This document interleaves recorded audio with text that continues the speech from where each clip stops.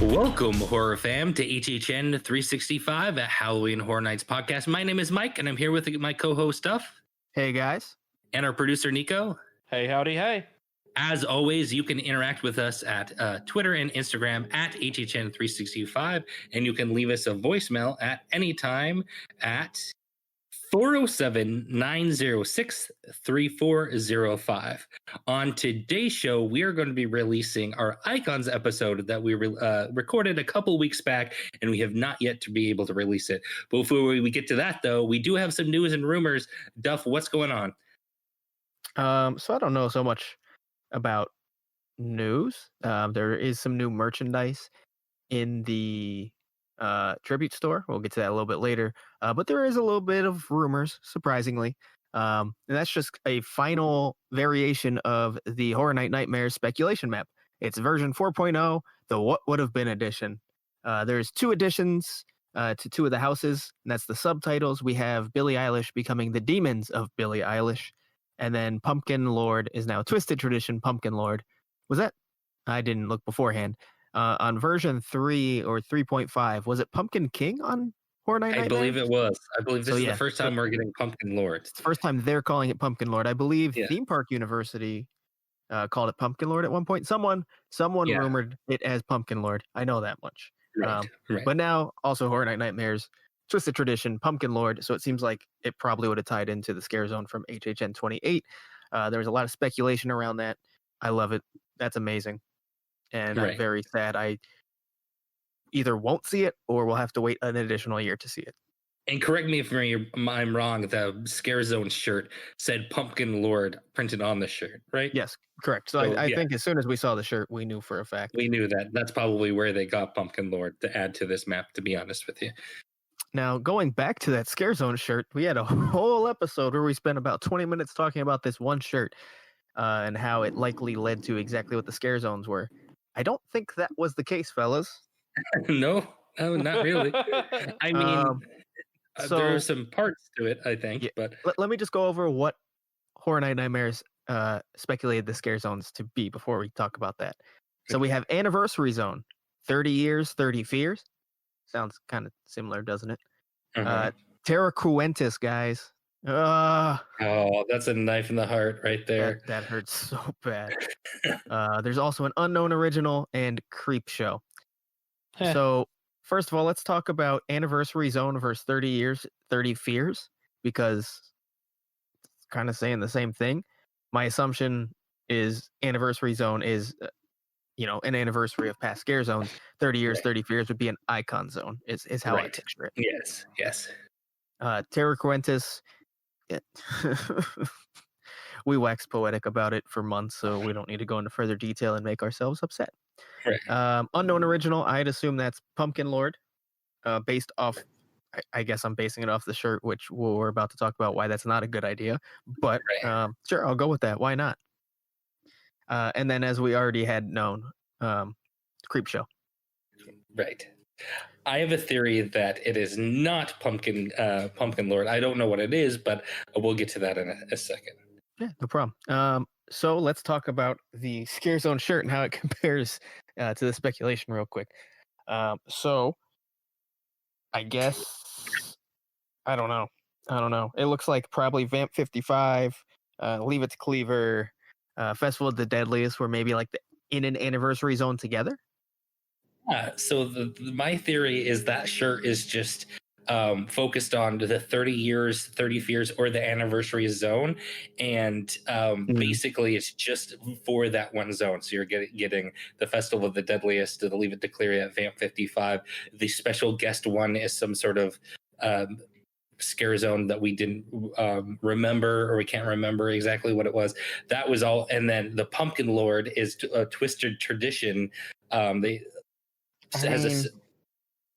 Yeah, but he was never called that, but they did have a character like that.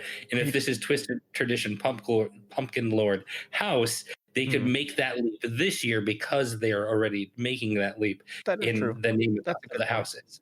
Pumpkin Lord, there wasn't an exact character of this representation in the Scare Zone, but if they did apply it in the house this year, they could retroactively add it. As well. Yeah, we can combine them together. So So maybe, yeah, I think that's kind of along the lines of what I was saying, where I thought there were 3 of them specifically in the anniversary zone. Why not all of them? yes.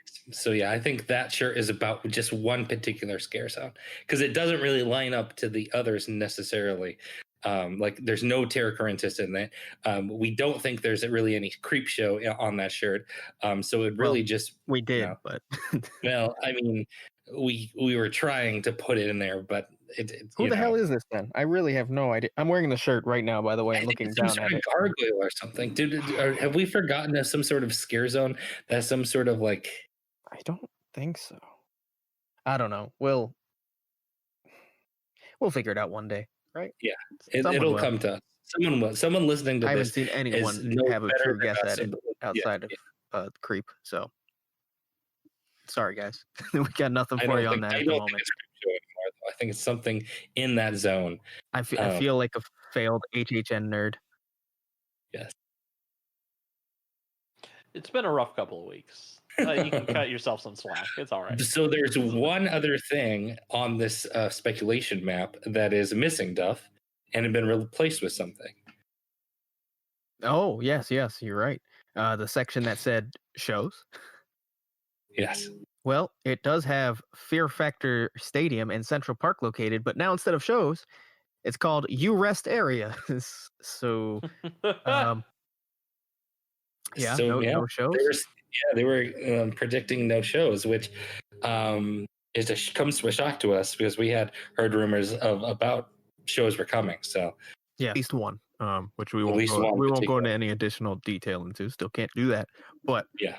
we were under the impression from what we had like heard right before everything went down that we would be getting one show. So looks Yes. like Fortnite Nightmares speculates differently. Yes. That would have been sad had we got it. You know, I think I was kind of ready for it.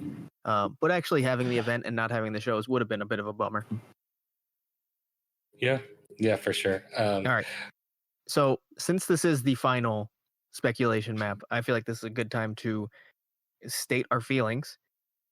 Is it maybe a good thing we didn't get the event this year? And it's waiting till next year? Just not based on safety or anything like that, but what the event would have been. And of course, take into consideration the potential of no alcohol and it's stuff Right. like that. I mean, I think this is a pretty stellar lineup. So if it means that we get this back next year, then yes. If it means that we get totally a bunch of other things, I'll be pretty sad. Obviously, it was the right call either way.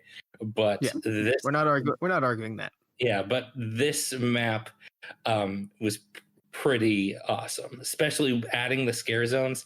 I don't think you could ask for better scare zones. This is fan service through and through. Yep. Those scare zones. See, I'm under the impression that these scare zones came out of necessity and that there were scare zones that were scrapped due to just not being able to work with the current situation and the social distancing that was necessary. And it somehow made it like a perfect scare zone list. Obviously, there's one Yes, unknown yes. original that we're not sure about, but like basically 2 HHN history zones, Terra Coentis, Creep Show. It could actually really work well for a scare zone, in my opinion. I'd love to see that. Who knows what the unknown original would be? Didn't you say you had a thought about that you were going to share with us? No, my thought was just that it was not the Pumpkin Lord. Just referring to And Pumpkin that Lord. the Pumpkin Lord was in either the anniversary or 30 Fears because they can shoeball it in, like basically shoehorn it in,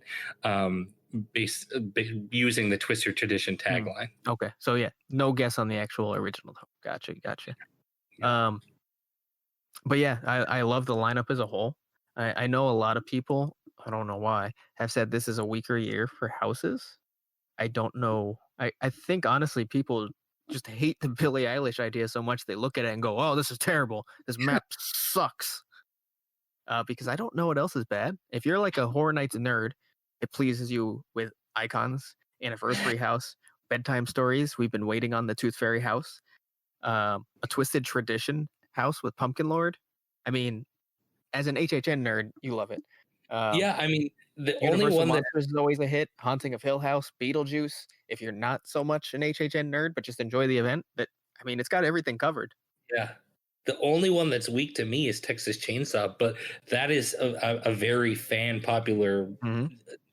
you know, I mean, line. Leatherface is a massive horror icon, and Yeah. we don't get him that much on this coast. So, Jesus. I mean, I don't think people would be necessarily disappointed.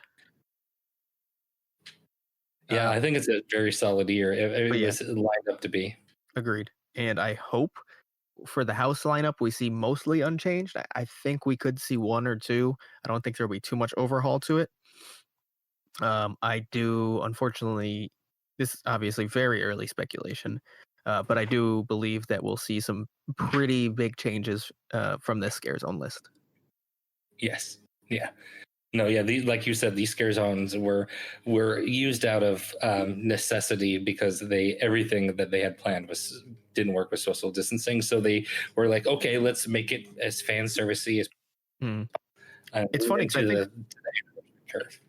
there was an episode, I don't remember which one, but we kind of focused a bit on the scare zones because we were talking about how we didn't think some of the scare zones were going to stick, and they were still working out a lot of them, and that could actually pay off for us. That we'd see a new style of scare zone, we'd see more like kind of the stage show, and it would be more Yes. atmospheric versus just a crowded mess. Yes. And like, look at the lineup we got out of that. So, just that alone, I love that. Yeah. Obviously, I'll be happy next year that we would hopefully have shows back. But yeah, this lineup was fantastic, and I would happily take in this event, even minus the shows, minus alcohol. Even I'll drink it. City Walk beforehand. I can pregame. That's fine. Yeah. Yeah, this event was great, and I hope we get something very similar to this next year. Hopefully, yeah. I mean, they have rumors have it that they have half of it built already. So I bet we're going to see some of it.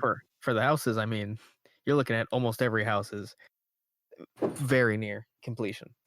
Yeah. So we'll see how many they can keep up, and maybe how many, if they have to take down, they can kind of keep together so it's easily put back together, although that's not usually the case.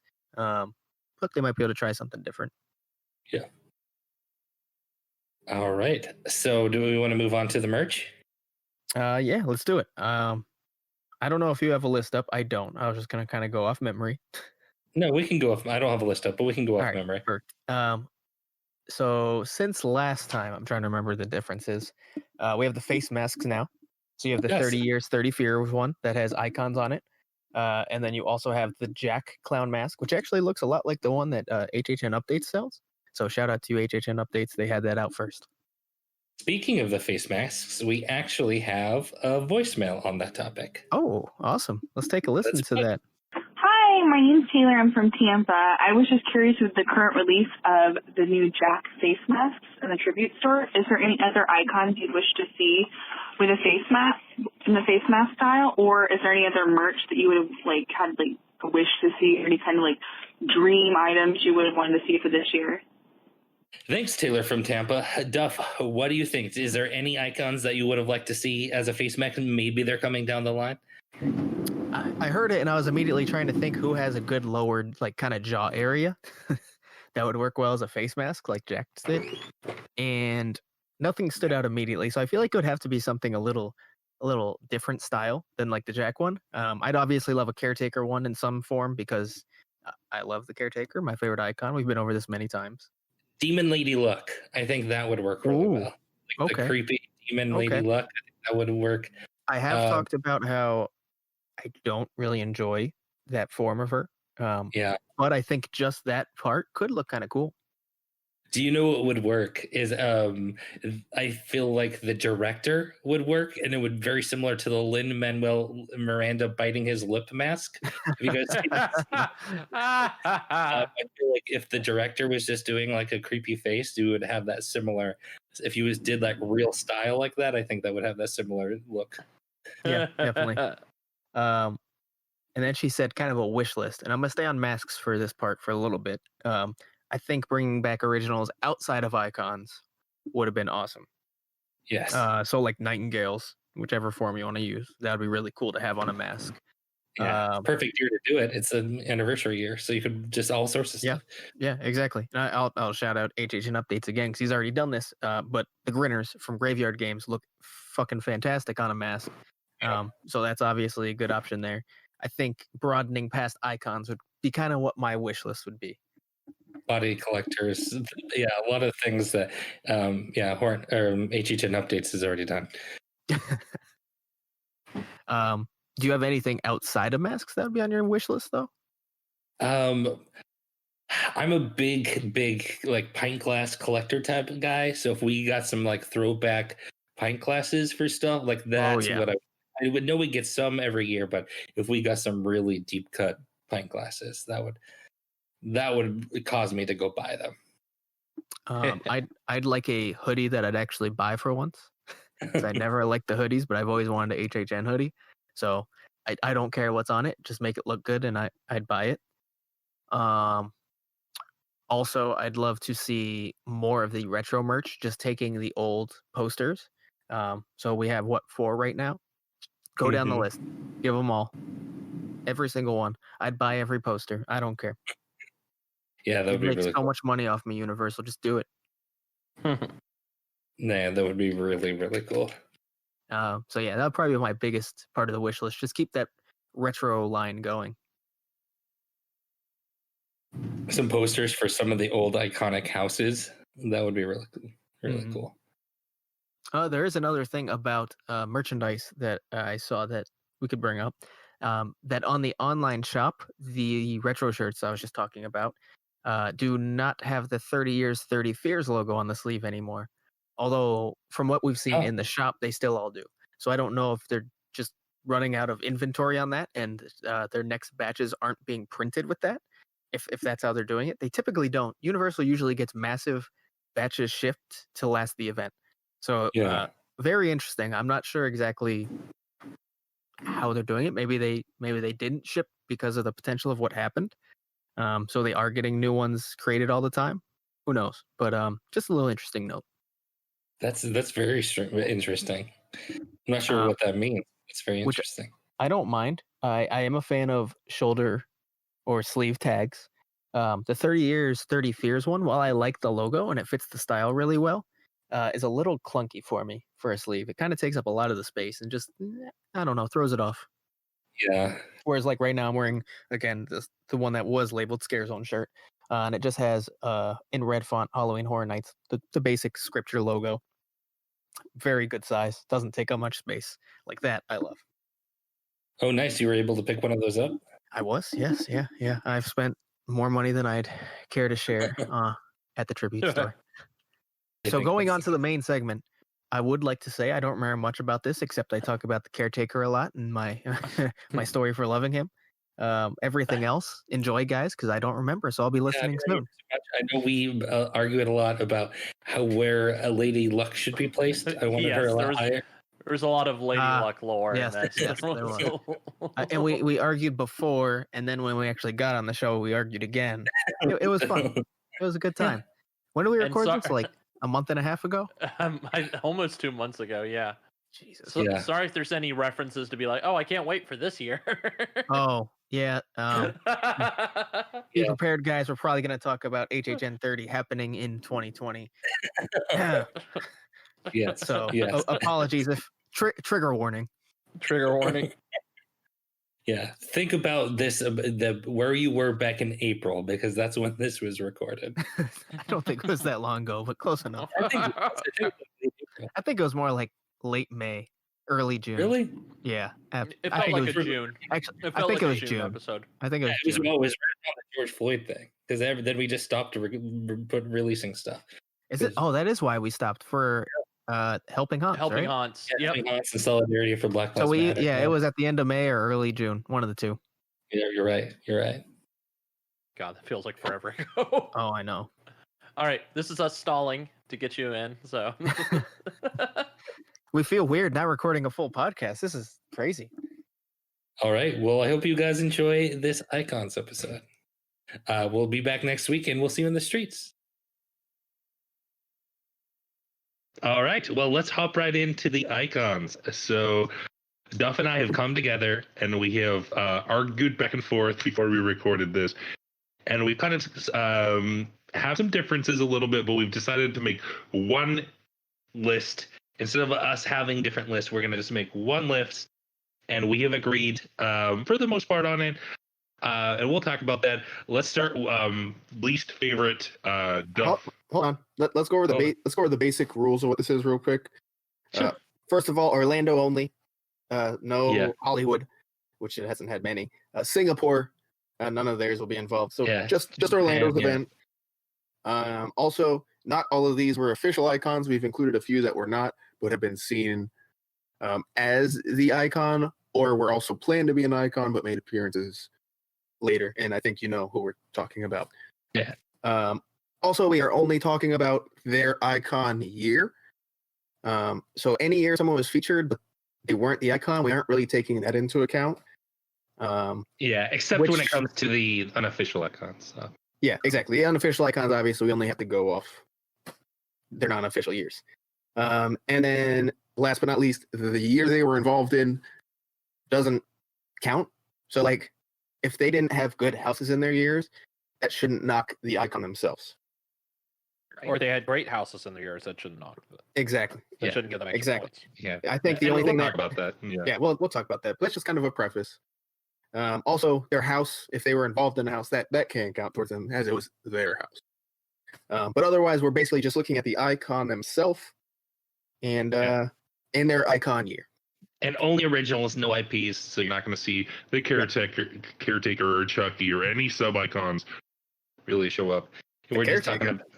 I'm sorry, the crypt keeper.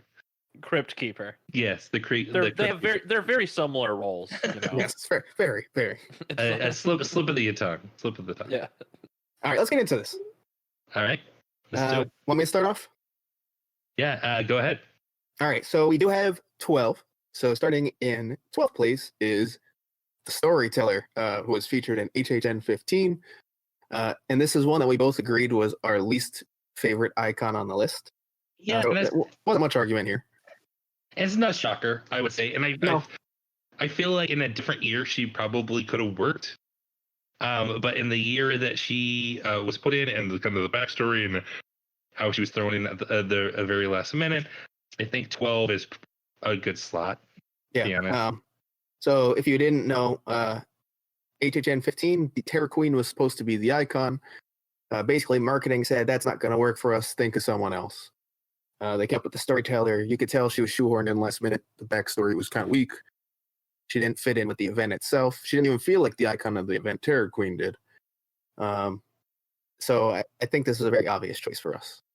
Yeah, can we talk about that for a little bit? I don't understand. Let's think back a little bit. It's 2005, and fantasy is all over the place. Like, the Lord of the Rings movies are the biggest movies of almost all time. And they can't market fantasy, like horror fantasy. Like, I don't understand it. Like, why did they feel like they had to go in a traditional horror route?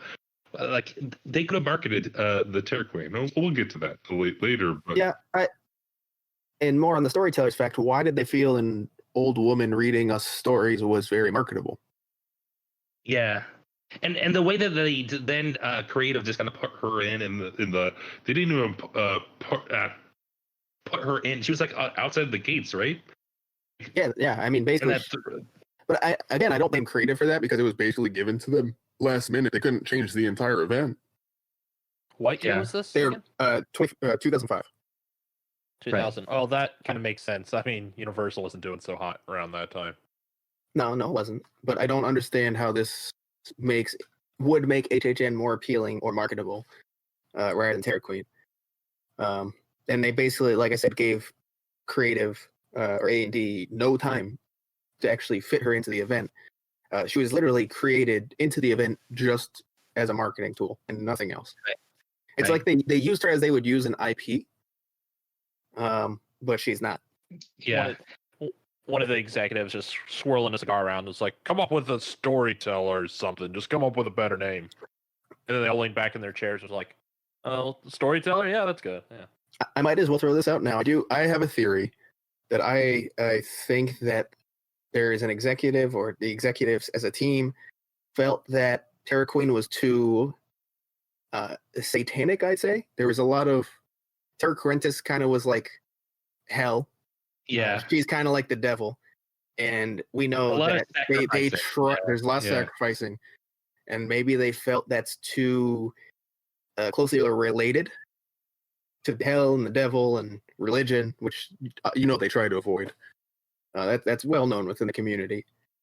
So I think there might have been something like that. The way it was pitched, the way they saw it, and they're like, I don't know, man, I don't like this. Yeah, I mean, they let them Don't do it market in the it. park, though. They let did, them but- continue to do it, but they just didn't market it. They thought Yeah. it couldn't fly marketing wise.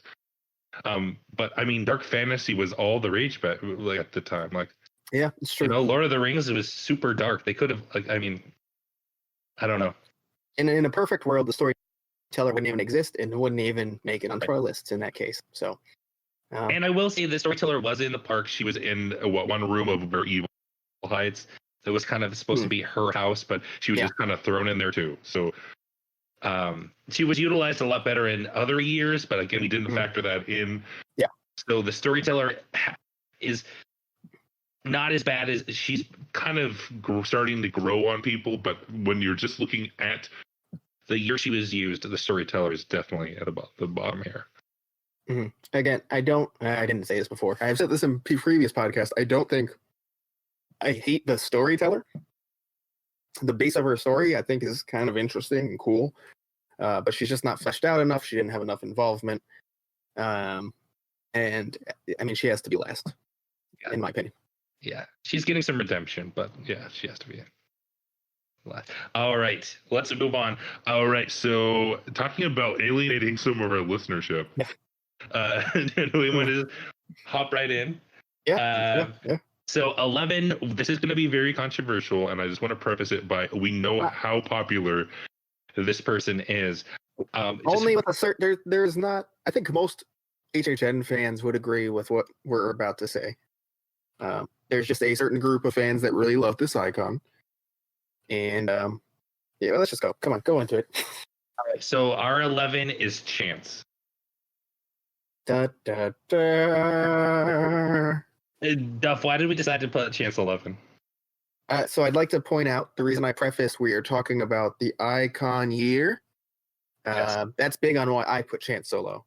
I like Chance as a character. I've liked her in previous years. I think she was utilized very different in her icon year. She went from this kind of insane, bloodthirsty sidekick to kind of an obnoxious person. I mean, that's basically how I felt about her. In 26, she was just kind of annoying and obnoxious. And I hated walking through Chance in Hell, I believe was the name of her zone.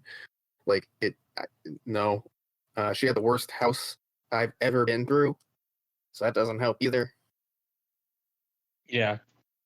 But again, I like Chance as a whole, but as the icon, I did not like her. I have to admit, I never loved Chance. I'm a big Batman guy. I love the Joker, and I love Harley Quinn.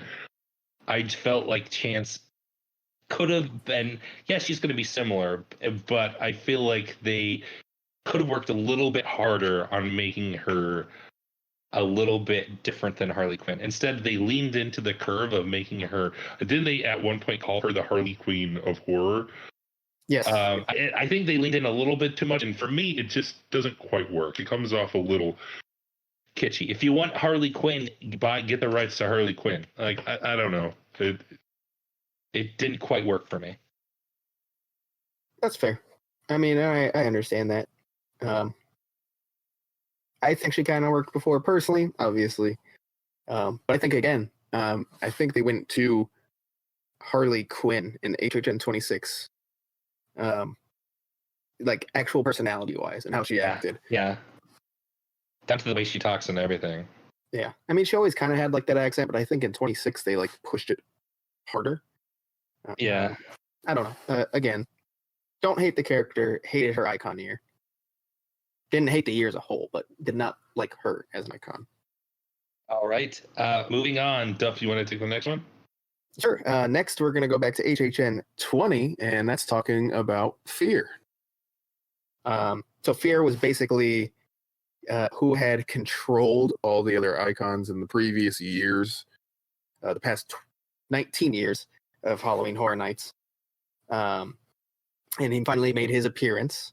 And I honestly thought his character design was pretty cool. I know a lot of people knocked that, but I liked it personally. However, the year itself and how he fit in didn't fully work for me. I don't know how you felt about that, Mike. Yeah, same. I feel like when they announced Fear, I thought it was going to be really cool. Like I thought it was going to be cool. Execution, I think was lacking a little bit. I feel like they figured out how to do it a little bit later, where Fear is kind of controlling everything, like like with Lady Luck and Bloody Mary, where it kind of has a say in it, kind of the whole event. It didn't quite work the way they did the Fear, in my opinion. Agreed. And I don't know how much I have to say about this. He feels, when I think about him, he feels more like he'd be middle of the pack. Just because I don't have huge feelings either way. But when I look at the list, him being down this low kind of makes sense. So I think that has more to say that I actually enjoy a lot of the icons we've had. More than he's terrible. And I'm going to correct it now. I know Bloody Mary came first. I said that weird. I know that Bloody Mary, Fear was first, then Fear, then Lady Luck. All right. Do we have anything else to say about Fear? No, not really. Not really. It's the only thing we should fear. All right. Number 9. We're going to go on this one. It was one of those that was kind of a lost icon, didn't end up getting their own year. We're going to go with Eddie Schmidt. Eddie is number 9 for us. If you don't know Eddie was supposed to be the icon for what? HHN 11, so 2001. Yeah, HHN 11, 2011, 9/11 kind of 2001. Yeah, I'm sorry, 2001. I'm just totally fucking up today. 2001. 9/11 kind of threw the wrench in the works, where they thought Eddie was just a little bit too dark and gory. So they decided to bring Jack back, and so Eddie got shelved last minute. We've seen Eddie utilized in the park since then, and in pretty cool ways. But what do you think, Duff? Why did we put him in 9? I think honestly, because he didn't get his real icon year, he just didn't get fleshed out enough to even give him a chance to be much higher than this. I think the design's cool. I think the base of the story is cool. But there's just not enough to him to be able to put him over a lot of other icons, in my opinion. It's very unfortunate, what happened to the event because of, a situation that was worse, than the effects to the event. But, the event had to be dulled down a lot. It's a lot easier to have Jack in there with less murder and green blood. Right. But Eddie's whole shtick was, he's killing people. That's like his only purpose. Yeah. Jack can be utilized in more ways. Right. So I think if Eddie had his year, he could be a lot higher. Unfortunately, hasn't been fleshed out enough to give him a chance even. Yeah. All right, moving on to number 8. Now, I'll have to preface, this is the one that I kind of disagreed with. I fought pretty hard on this one to try to get this icon higher. But in the end, I laid down the cards, no pun intended, and I folded. That's why you should take this one, since you feel strongly about this place. All right. No, I don't feel so. I feel like she should be higher. Exactly. Okay, so number 8 is Lady Luck. Duff, why is she 8? Okay, well, first I guess we'll start off. She was HHN21. Fantastic year, and I think that's why Mike has a hard time putting her so low. It's his favorite year, so he has a tough time putting her low. As an icon, the design, terrible. She looks like a middle-aged white woman in a dress.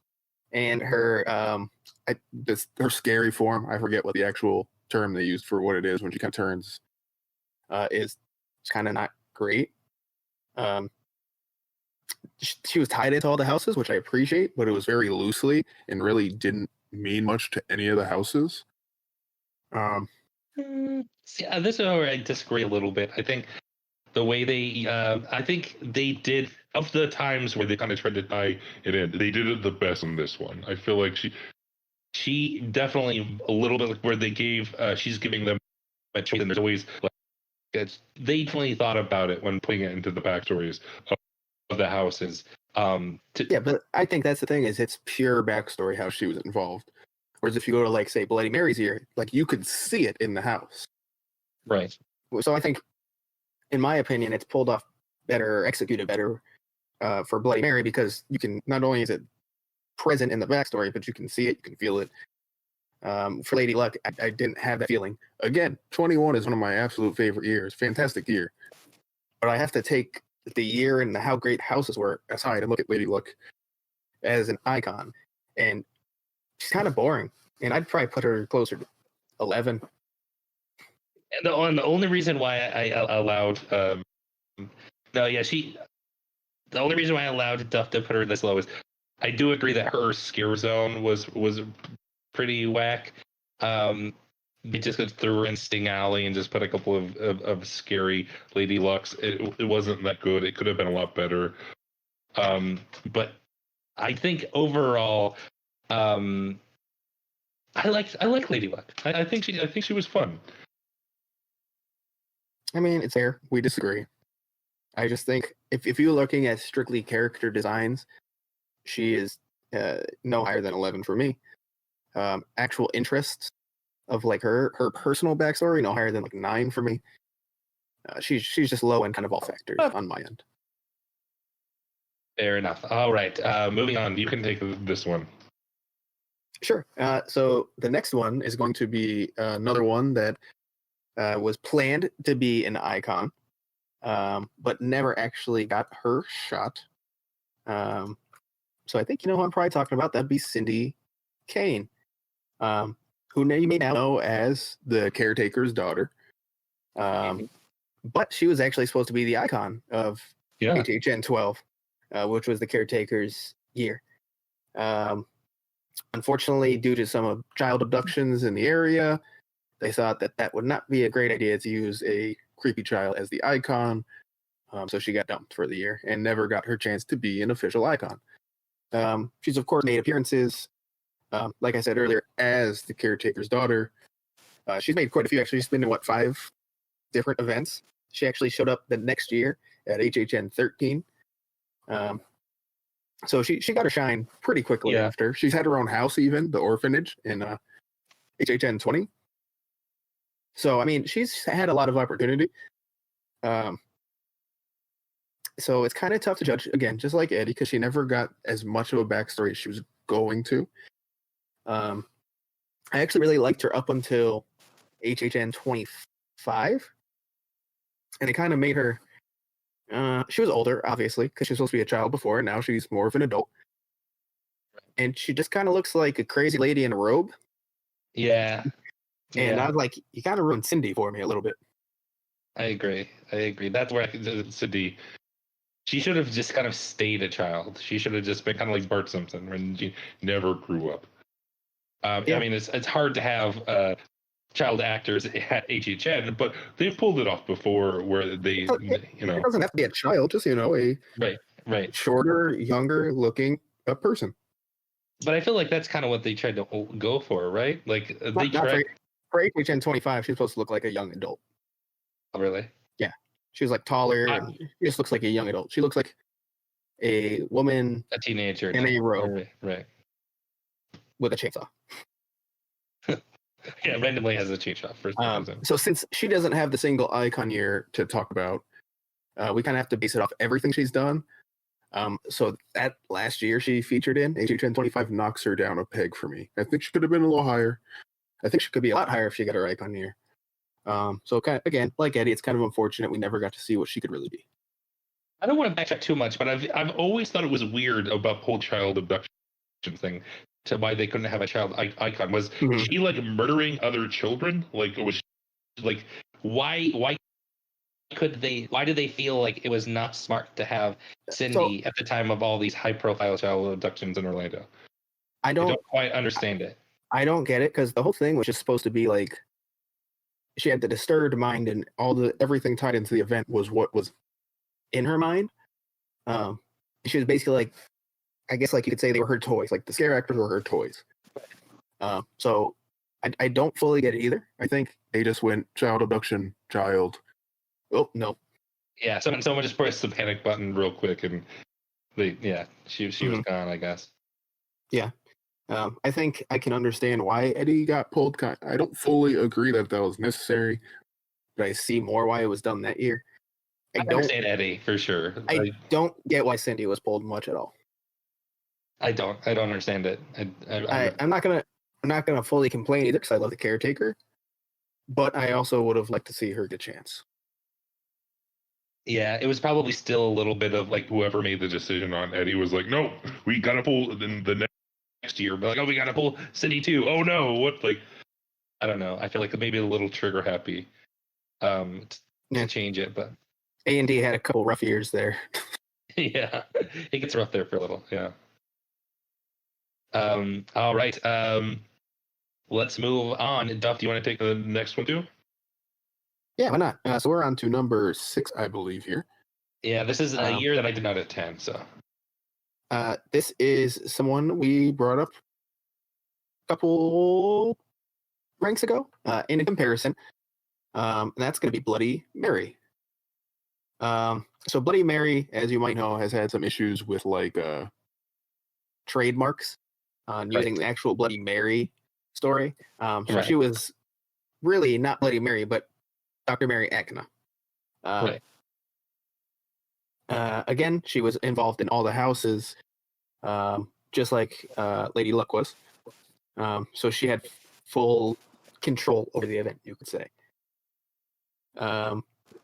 Lady Luck's a tough one for me to rank because I do really like the general lore of Lady Luck. Yeah, I didn't love her design so much. But Reflections of Fear was a good year. Actually, it was did I even mention this was HHN 18? Sorry if I didn't say that earlier.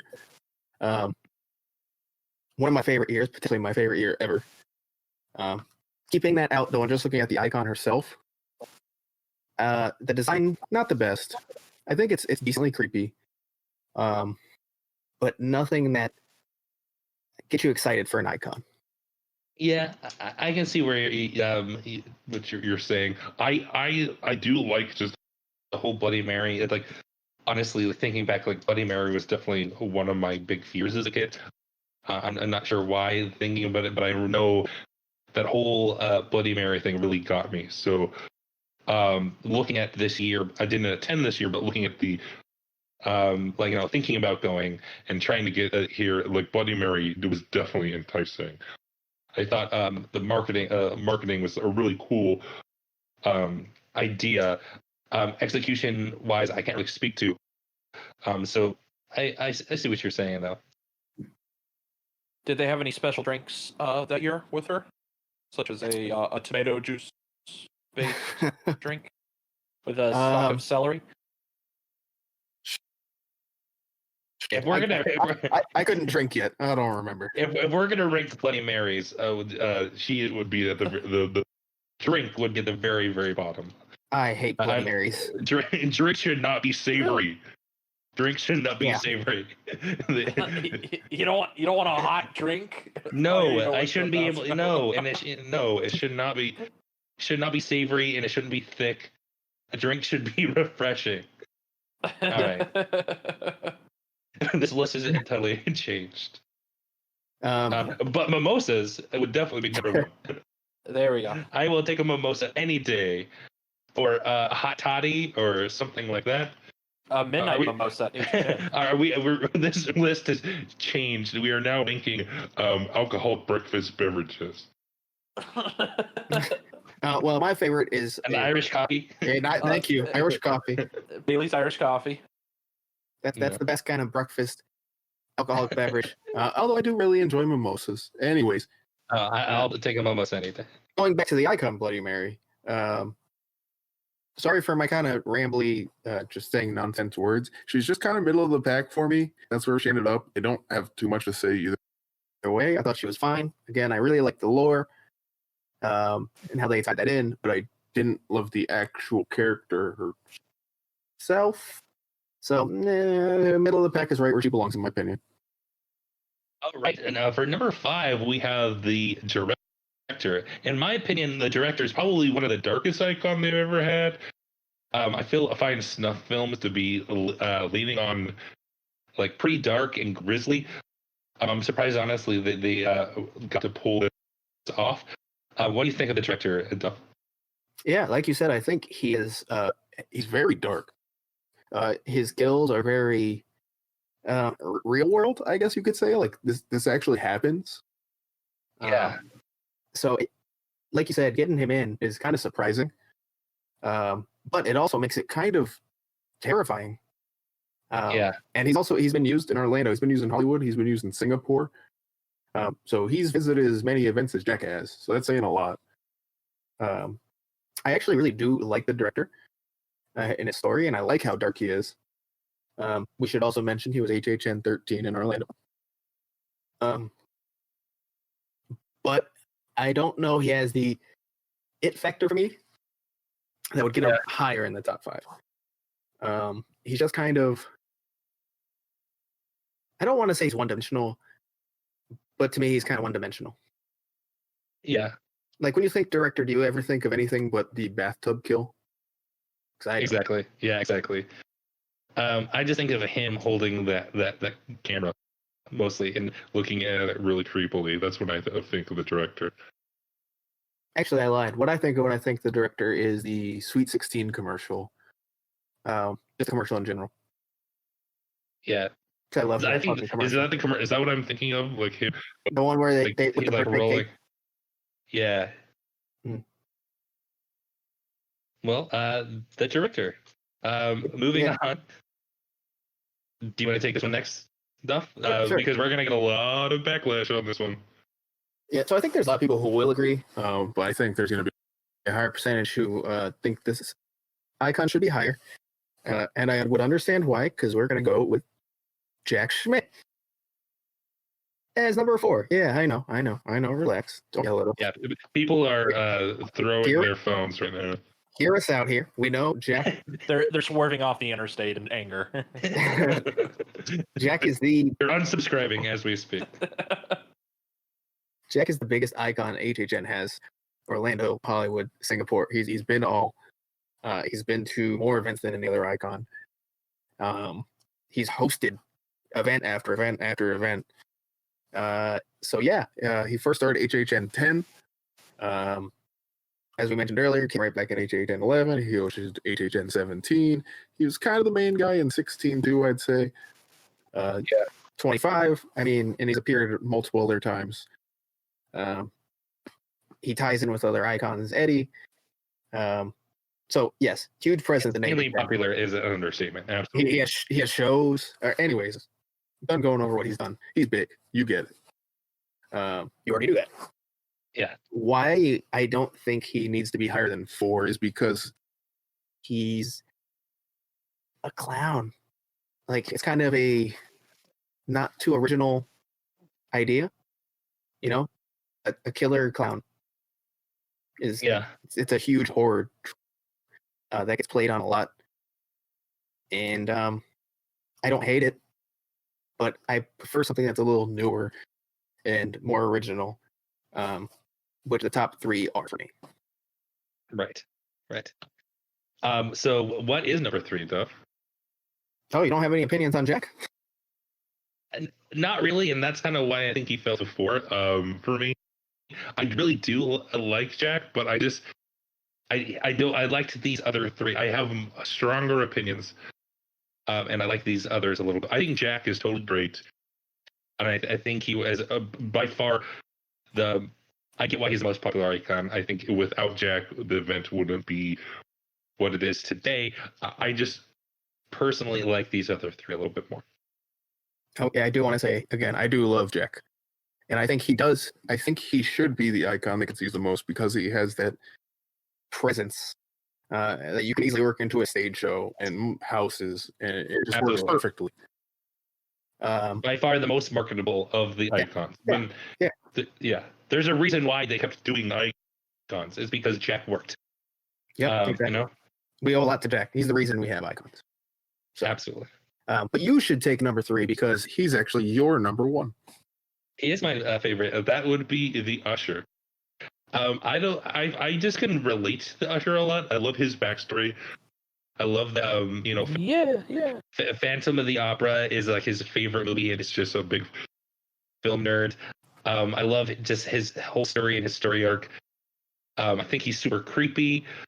I just love the Usher, man. I'm a fan of the Usher. See, I like the Usher, but he's more like a number 5 on my list. Kind of more middle of the pack type. I think he's fine.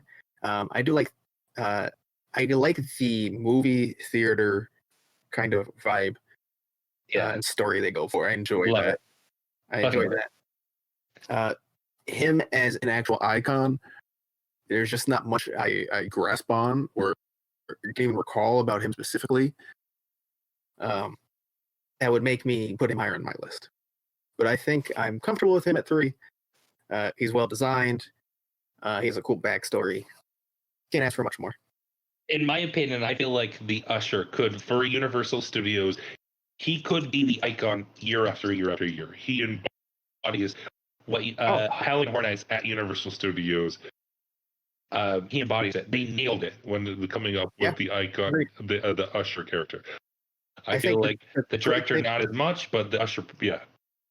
The great thing about the Usher, the way you were putting it, is that any IP you bring to the event, you can tie in with the Usher. Right. He works at a fucking movie theater, like, right. You know. Again, it's perfect as far as the marketing level of an IP and how he ties in with an event. I mean, it's perfection. Right. I just think there's not enough that draws me to the actual character himself. You don't love all the history and the backstory and the Universal Pictures. No, I do. I'm talking about the actual, like, looking at the character and what we see him do. I enjoy his backstory. I enjoy how he ties in. Just him. Not his design. I don't have a problem with his design, but like encountering him, there's not enough for me. He doesn't creep you out. He doesn't have the creepy factor. No, he does not. See, I don't necessarily find him creepy, but I think he's just a really interesting. Yeah, I mean, I agree. He's still. I put him at number 3 here. It's not like I dislike the guy at all. That's pretty high. Yeah. All right. What is number 2? So number 2 is one that was not an icon officially, and was replaced by the storyteller at HHN15. We're of course talking about Terror Queen. We kind of went into this earlier. Terror Queen was going to be the icon of HHN15. It's going to be centered around Terror Queen. She sat on her Terror throne and had a Terror blade where she made sacrifices. She had guards riding on motorcycles, and there was a lot of fire and a fire pit that was really cool. And it was, I can't say it was awesome. It looked awesome because that's the year before I started going to Horror Nights. But as you've heard us talk many times about on the show, the final night of HHN15, the sacrifice was herself. The prophecy is that she comes back 15 years later, which would be this upcoming year, HHN30. Right. So, first of all, badass icon. The design, I love it. The backstory, how many things they weave into it. Like, that's what I was gonna say. Like when we were discussing like Lady Luck and Fear and Bloody Mary, Terror Queen is the OG of how they weaved everything from that year into the story of the Terror Queen and Terror Quintus. And it just is sad. Like, it's sad that they that marketing just didn't quite see that and just kind of went with the storyteller, and I think that knocks a little bit. But Terra Queen, if she was let to be the icon, would have been fucking awesome. Yeah, I mean, it still was. She was basically, if you went to the event, from what I could tell, and you didn't like pay attention to any of the marketing, you would think she's the icon, no doubt. Absolutely. The event was built for her to be the icon. It stayed that way. She had the shows. She had houses tied into her. I mean, she was the face of that year. And here's to hoping she's back this year. Yeah, well, it'll be interesting to what they do with her If she comes back, I think it's pretty safe to say that's probably going to happen. I really hope it's in the streets and not just in a house, because I think it would be really cool. Going back to what we did last week, while it's not what got me the win, I'd say, on its own, but using Terra Quintus as a scare zone was my absolute favorite piece of my event. Oh yeah, yeah. I mean, you took I want that so bad. Yeah, you took Terra Quintus so early. I had the Terra Quintus as a scare zone as one of my options, and you just snagged it from me. I think you're right. As a scare zone, it would be amazing. I hope we both get a house in a scare zone. Oh, please. They tie into each other too. Like, yes. Put it in New York and have her come out of one of this, like her house in one of the sound stages, so you acted out right into it. Perfection. Would be perfection. Yeah. All right, you want to tell us what the number one is? Yeah, the number one, I'll announce it. I'll let you just go for it, because Duff, I think you ended up winning. Your number one is our number one, and that is the Caretaker. Duff, why do you love the Caretaker so much? So it kind of goes back before I even went to the event. Growing up in South Florida, HHN commercials were very common. So every time September started to roll around, all the way through the Halloween season, I'd get the HHN commercials consistently. And the first time I really took notice was HHN12 and Caretaker. And it like got me interested in the event as a whole. And I actually started looking into the event and learning about its lore a bit because of the Caretaker. So as we mentioned earlier, the Caretaker had his first year, his icon year, in 2002 for HHN12, replacing what would have been Cindy. He's known as Albert Kane. He was a doctor that did some bad things to people. We'll call them experiments. And he has had some badass houses based around that. Scream House is probably top 3 favorite series of houses that have happened at HHN. And I think he plays, for me, the crazy role, like that kind of like insane, but thinks what he's doing is right, better than any other icon does for me. Yeah, you fully believe him when he thinks he's doing things correctly. Yeah, and he's so creepy. I think he's other than maybe the director, he's by far one of the more just straight up just creepy. Like you don't want to look at him. His that soft voice of his. Yeah. His terrifying. The Eeny Meeny Miny Mo ad is like I can't even watch it. It's so scary. Yeah. Oh, yeah. I know. Eeny Meeny Miny Mo, catch a body by the toe. If he hollers, cut him low. Eeny Meeny Miny Mo. Yeah. Yeah. You know what I'm talking about, right? Yes. Yeah. Yes, absolutely. That is the ad that got me into HHN as a whole. Like, it was terrifying, but so captivating for me. I think he embodies what an icon of a horror event should be so perfectly. Like, you look at him and he's already creepy enough. Then when you like listen to him and when you give him a chance to like have a presence, like a stage show, a commercial, you're like, holy shit, this guy's terrifying. Right. Nico, I know this is probably your favorite icon too. How much you talk about his Pennyworther. Yeah, I mean, it's the only one I remember because it was from the Travel Channel 2002 special. So he was featured very heavily in that.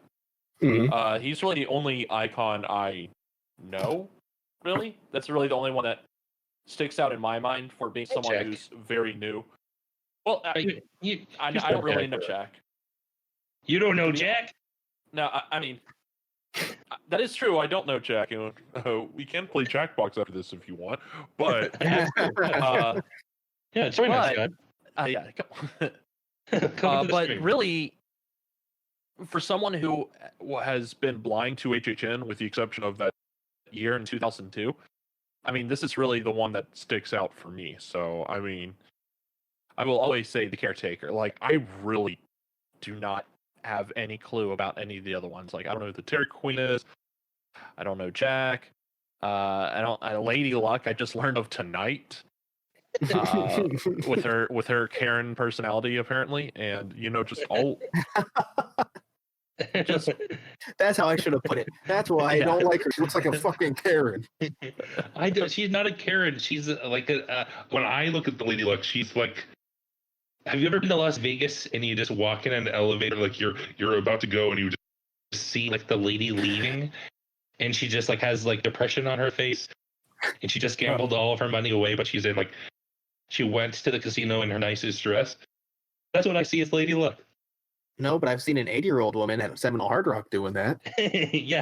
yeah. I mean, they to her car that smells like piss. Yeah, yeah. That's what I see as Lady Luck. I think she, I think she's scary, but yeah, but Caretaker's the best, and he's the only one who would go to your hotel room. Yeah, which we're trying to make that episode happen. We're gonna make it happen. We're trying to find. We're finding more information every day. we're harassing CEOs of medium level hospitality groups. I should have had that icons, the main icons, the bigger ones, should I say? All have had like stage kills. So either their icon year, HHN16, HHN25, they've had stages where they get to have a kill. He literally gets to cut people's fucking hearts out and like raise them high. That's horror. That is horror. 100%. All right. Well, that is it. Do we have anything else to add, Duff? If you were still there, I'm here. Hello. Oh, you can cut up for a second. He thought the caretaker, not the Caretaker got in and We are- ripped your We are heart out. recording this at 2:30 in the morning, which is when the caretaker would show. Oh yeah. And he is staying at the Hard Rock Hotel. Oh, You are staying there, yeah. You're the only guest there right now. Duff, do me a favor and check your water. Is it white or is it normal? Is it red? Are there body parts in the drawers Oh, that aren't yours? hold on. There's a knock at my door. I'll be back. Well, we'll just wrap up without Duff because I don't know if he's coming back. Is that a ringing of a bicycle I hear? Well, that just about does it. I hope you guys enjoyed the show. We'll be back for an episode next week. Feel free to leave us a voicemail at 407-906-3405, and we'll be back next week, and we'll see you in the streets.